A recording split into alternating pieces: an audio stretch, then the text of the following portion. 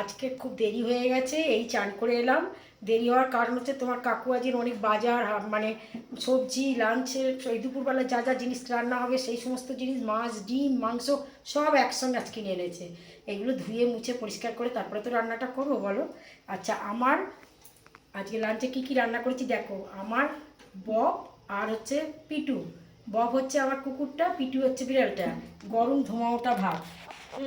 আচ্ছা, মাছ দিয়ে ডিম দিয়ে পটল দিয়ে আলু দিয়ে একটু অল্প রসরস ঝোল। আর কালকের কারে কচুরমুখির ডালনা রয়েছে।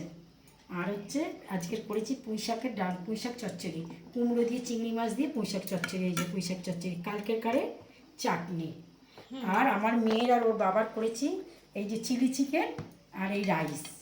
আর তার সঙ্গে শশা, আজকের এই সমস্ত রান্না করেছি। সব রান্নাবান্না কথাবার্তা যদি ভালো লেগে থাকে তাহলে একটা লাইক করে দেবেন, একটা সাবস্ক্রাইব করে দেবেন। নমস্কার।